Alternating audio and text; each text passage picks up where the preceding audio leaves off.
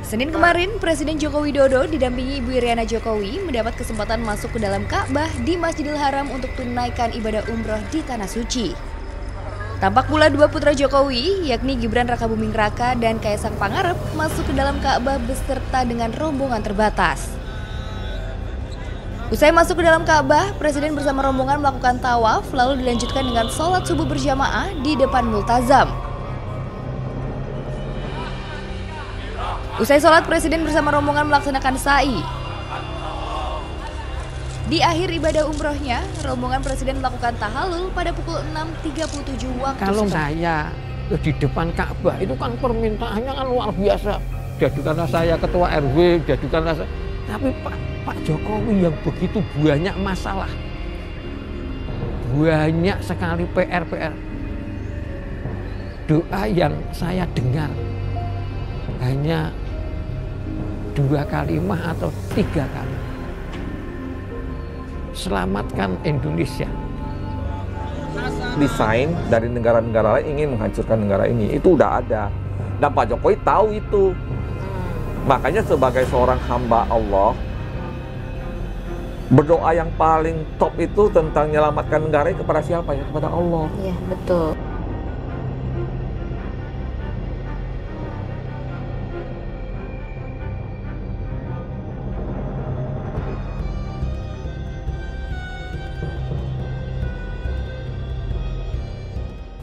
Assalamualaikum warahmatullahi wabarakatuh. Sampurasun teman-teman. Kembali lagi bersama aku Lalahie di channel Serem Midnight.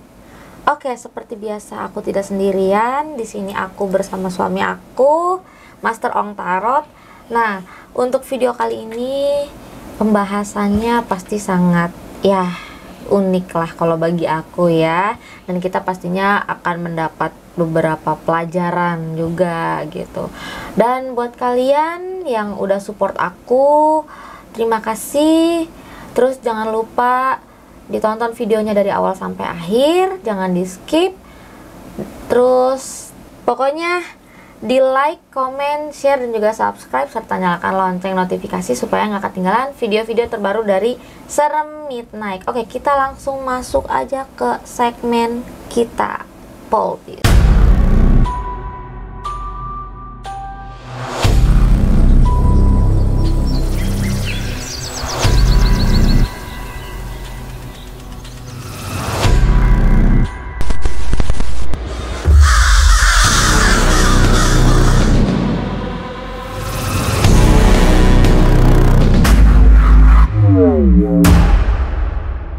Oke, jadi gimana Pi di video kali ini?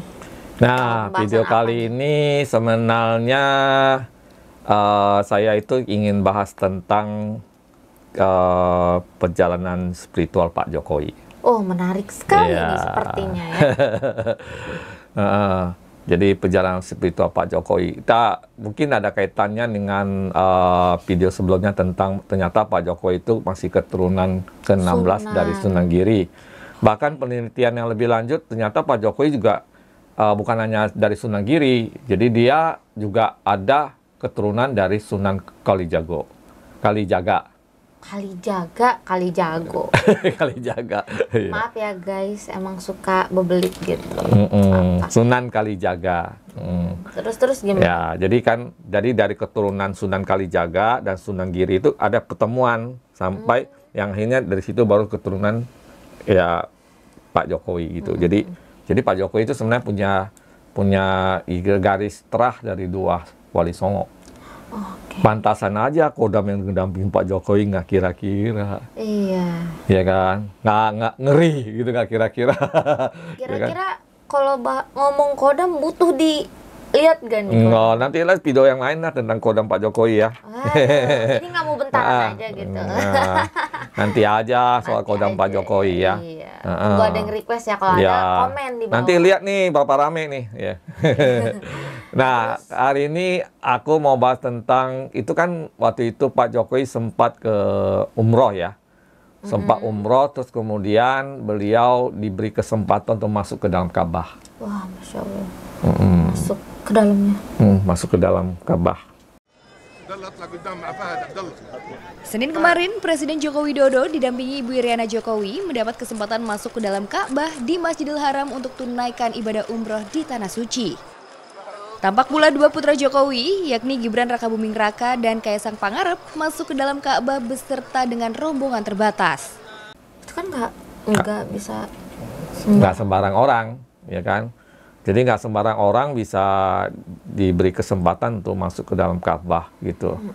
Nah, di Indonesia hanya ada Pak Harto, kemudian Pak SBY, terus kemudian Pak Jokowi, ya Pak Prabowo juga.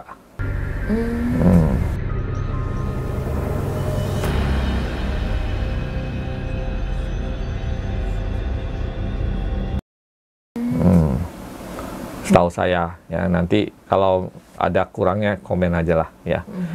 Jadi ada cerita yang menarik yang saya nonton di beberapa video, ya. Perjalanan Pak Jokowi waktu itu mau ke umroh, gitu ya, sekeluarga. Jadi mendapat undangan juga untuk supaya diberi kesempatan. Jadi dari Kerajaan Arab Saudi itu memberi kesempatan Pak Jokowi untuk masuk ke Ka'bah. Nah, ada satu hal yang menarik gitu ya tentang beliau gitu. Kita kan pasti bertanya-tanya dong, Pak Jokowi ngapain aja sih dalam Ka'bah? Iya, betul. Kalau menurut Mami, orang kalau masuk ke dalam Ka'bah ngapain? Doa pasti kan? Iya, pasti doa, tapi kan aku belum tahu. Ya pasti doa ya. Iya. Nah, kita kan sebagai umat Islam itu kan pasti, apalagi kalau sampai ke Mekah itu pasti kalau berdoa itu pasti banyak banget ya keinginannya ya. Iya. Pasti pengen apa kali ya. Ke dalam Ka'bah. Kalau ada yang ziarah ke makam-makam seperti petilasan aja itu jarang ada orang yang bisa masuk ke tengah-tengahnya juga loh kadang. Oh iya, ya kan? iya. Ada beberapa lah kayak Sunan Gunung Jati ya. Ya. Kan. Ya pokoknya contohnya seperti itu. Contohnya seperti itu. Nah, yang menjadi pertanyaan itu kan apa sih yang didoakan oleh Pak Jokowi di dalam Ka'bah itu waktu diberi kesempatan. Secara fisiknya memang ada dijelaskan oleh satu orang yang namanya Gus Karim. Siapa itu Gus Karim? Gus Karim itu guru ngajinya Pak Jokowi waktu kecil. Hah? Guru ngaji. Guru ngaji? Jadi Pak Jokowi itu gimana nggak baiknya coba guru ngajinya aja dia masih ingat gitu loh, masih menghargain banget, ya kan? Ibarat itu, jadi itu saking baiknya Pak Jokowi. Nah, saya selama ini kalau kita perjalanan spiritual kemana-mana, misalnya ke petilasan atau ke tempat-tempat yang lain, memang belum pernah mendengarkan tentang sosok Pak Jokowi di sana ya. Misalnya kalau yang saya tahu, misalnya kalau Paduka Soekarno misalnya. Beliau petilasannya ada di mana-mana, ya. Jadi petilasan itu artinya adalah jejak, langkah. Jadi misalnya saya pernah ke sini, terus ternyata saya menjadi seseorang yang sangat terkenal nih. Jejak saya pernah ke sana itu menjadi petilasan, gitu ibaratnya. Apalagi orang-orang spiritual. Nah, Paduka Soekarno itu jejaknya ada di mana-mana. Karena beliau itu sebelum Indonesia merdeka pun dia senang tirakat kan, senang meditasi kemana-mana gitu ya, ke tempat-tempat leluhur, segala macam. Jadi ada di mana-mana. Jadi setiap petilasan itu ada, ada Bung Karno pernah ke sini, setiap ada ke sini gitu. Nah, Pak Harto itu saya pernah dengar dari beberapa juru kunci ya, contohnya misalnya di Gunung Serandil, Cilacap. Nah, Serandil. itu tempat yang favorit buat Pak Harto untuk bertapah zaman dulu. Tapi mungkin zaman dulu Gunung Serandil nggak kayak sekarang. Ya sekarang mah udah Sekitarnya udah penduduk semua kan. Saya dulu pertama kali ke sana aja masih hutan semua pinggirannya. Sekarang kok jadi sekotak ini doang aja. Semuanya udah rumah penduduk gitu. Jadi udah berbeda gitu. Nah, kemudian SBY juga demikian. SBY itu banyak juga melakukan tapah di beberapa tempat keramat, ya, termasuk Pak Harto, dan yang paling terkenal itu adalah Gua Langse di Jogja. Iya, yang Papi pernah ke sana.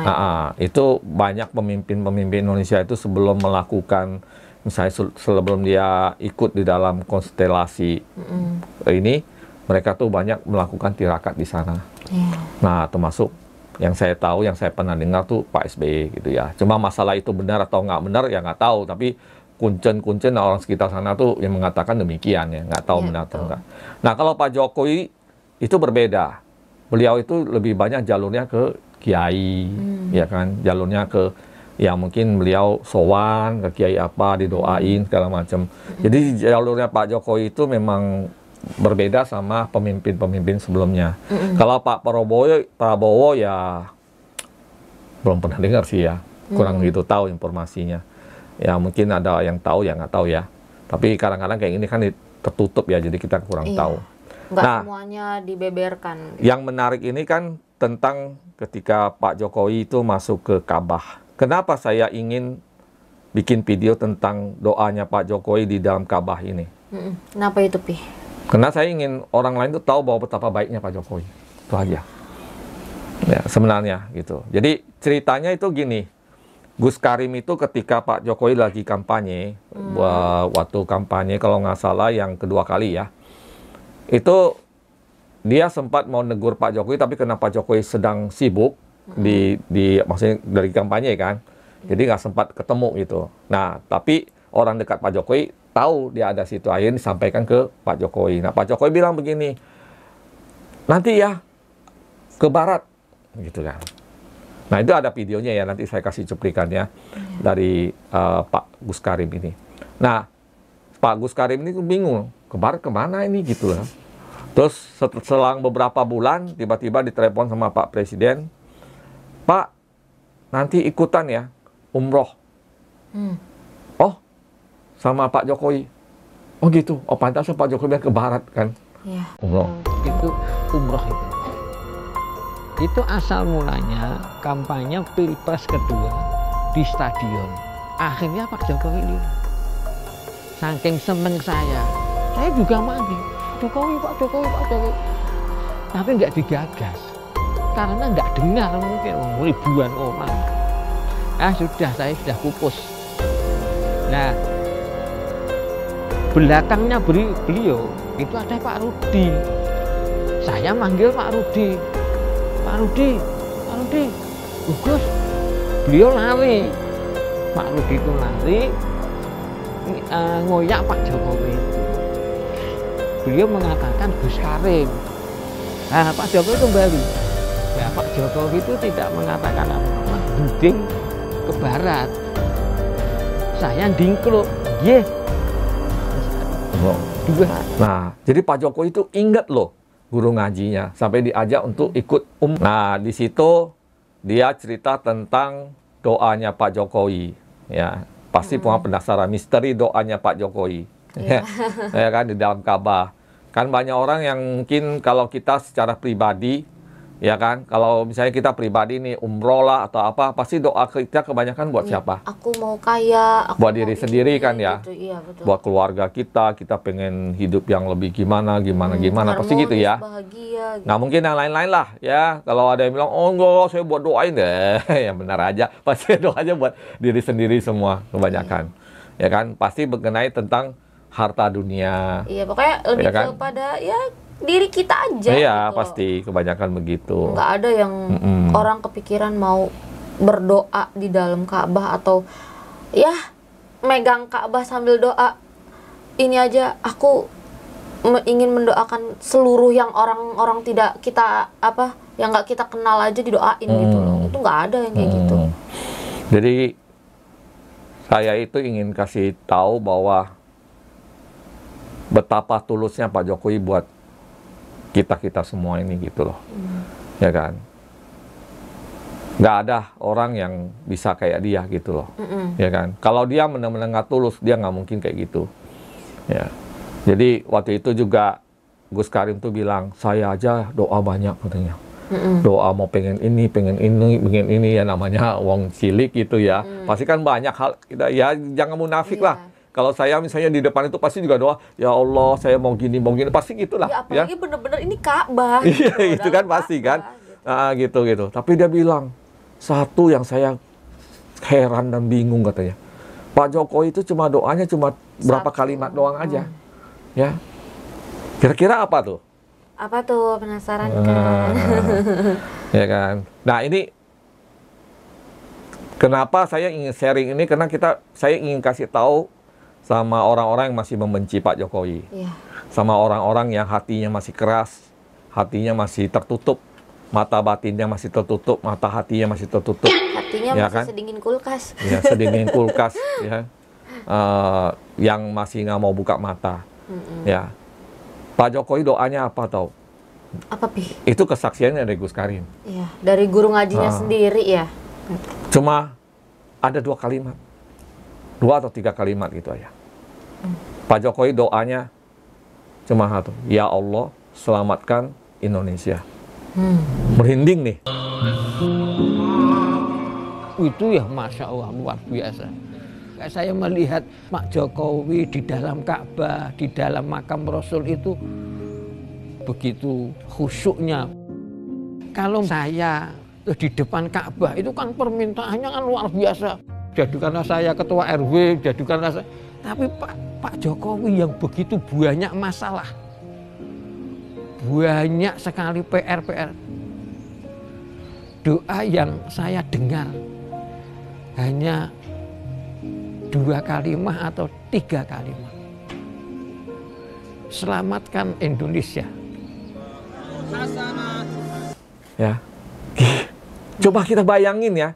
Orang punya kesempatan masuk ke Ka'bah, dia bukan doa, ya Allah supaya aku jadi gimana, keluarga aku jadi gimana gitu ya. Enggak.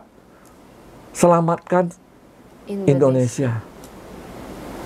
Atau mungkin bisa jadi Pak Jokowi kan bisa doa, ya Allah aku ingin lebih lama lagi menjabat, ya kan bisa jadi ya kan? harusnya ya. Iya, tapi bisa kan? beliau enggak Iya. ke situ gitu mikirnya. Dia cuma bilang selamatkan Indonesia. Kenapa kata selamatkan Indonesia ini? Selamatkan dari apa? Tahu nggak kita, sahabat-sahabat semua, tahu nggak? Banyak sekali negara yang ingin Indonesia ini hancur. Banyak banget. Ya kan? Banyak banget ingin Indonesia ini terpecah-pecah. Kita ini semua perang saudara terpecah-pecah. Ada Kalimantan merdeka, Papua merdeka, Jawa merdeka, Sumatera merdeka. Semua. Itu banyak sekali negara yang pengen kayak gitu. Jangan kira nggak ada. Banyak. Banyak. Ya kan? Negara di luar Indonesia, itu semua ingin Indonesia itu hancur. Bohong kalau nggak. Ya. Mereka cuma kenapa perlu Indonesia hancur? Karena kalau kita tuh jadi banyak negara terpecah-pecah, itu gampang dikontrol, gampang dihasut. Kamu join aja sama aku. Ya, contohnya misalnya waktu zaman kerajaan dulu, ya kan? Kenapa Belanda itu datang ngadu domba kan? Kerajaan satu sama kerajaan yang lain, atau dari penguasa satu sama penguasa yang lain. Jadi itu lebih gampang. Karena kalau sekarang ini kita satu kesatuan itu susah banget untuk dikontrol, nggak bisa gitu loh. Ya kan? Nah, makanya negara di luar Nusantara ini itu ingin negara kita itu terpecah belah. Makanya Pak Jokowi tahu betapa tekanan dari bangsa lain itu ya ingin negara kita ini remuk, hancur, pecah, ya, seperti yang dicontohin sekarang ini sama orang-orang yang terus aja mengumbar kebencian, memecah belah bangsa ini, ya. Itu makanya keluar kata-kata selamatkan Indonesia. Ya kan? Beliau nggak mau negara kita ini hancur karena kepentingan kelompok. Iya, betul. Ya. Bayangin, terus kalian masih mau bilang dia nggak tulus ngomong kayak gitu. Seorang pemimpin loh. Buat apa gitu loh? Ya kan? Kalau dia mau nurutin ego dia ngapain doa begitu? Iya, ngapain ya kan? juga gitu. Iya kan? Tapi dikira gampang apa ya jadi pemimpin yang ibaratnya harus ngebawa negara ini jalurnya kemana gitu loh. Emang dikira kamu gampang gitu. Makanya itu juga kenapa beliau menggagas IKN. IKN itu adalah tiang pancang tumbal Nusantara untuk supaya negara ini nggak pecah. Kedepan ini kalau kita nggak bisa nih ya, istilahnya tetap seperti sekarang ini dan kita tidak punya IKN ini pasti terombang-ambing ya. Terombang-ambing, remuk kita. Ya kan? Makanya sekarang aja muncul ramalan bahwa 2030 Indonesia bubar, apalah segala macam pecah jadi banyak negara. Itu bukan bukan dongeng. Itu kenyataan, ada memang desain dari negara-negara lain ingin menghancurkan negara ini. Itu udah ada. Dan Pak Jokowi tahu itu. Makanya sebagai seorang hamba Allah, berdoa yang paling top itu tentang menyelamatkan negara kepada siapa ya? Kepada Allah. Iya, betul. Ya kan? Dia kayaknya seorang manusia yang tangannya cuma begini, kita nggak punya kekuasaan apa-apa. Yang bisa punya kekuasaan mutlak itu hanya Allah. Makanya dia doanya begitu. Bayangin, orang kayak gini begitu tulus aja, masih banyak sebagian orang yang begitu benci kan. Iya. Heran itu. Makanya ini mereka ini adalah bagian dari orang-orang yang ingin negara ini hancur. Iya. Betul. Itu aja. Ya ini sebenarnya kita ini channel horor ya sebenarnya gitu. Ya, tapi kan kita ngelihat dari sisi mistisnya. Tapi kita juga prihatin gitu loh. Ingin memberikan sumbangsi dari segi yang kita tahu ya. Dari segi spiritual yang kita tahu bahwa oh ini orang baik, terus jangan begini gitu loh. Supaya bangsa ini jadi bagus gitu. Lebih baik lagi ke depannya. Kayak kasarnya akur lah gitu. Ya. Nggak Gitu. ada yang namanya saling menjatuhkan ya, karena manusia sekarang itu masih suka ada yang saling menjatuhkan, bahkan sesama muslim pun masih ada gitu. Padahal jatuhnya kita kan sama-sama agama. Di KTP apa sih? Islam ya kan, muslim itu kan harusnya saudara dong ya kan. Nggak ada yang saling mengejek, menjatuhkan, menghina. Apalagi sebenarnya kita sebagai seorang muslim itu sebenarnya tidak boleh menghina muslim yang lain atau memfitnah, menjatuhkan. Kalau bisa malah kita tutupin aibnya. Loh ini bukan kata-kata saya loh, itu ada loh memang sunnah Nabi atau hadis Nabi segala macamnya memang ada. Ya kan? Kenapa?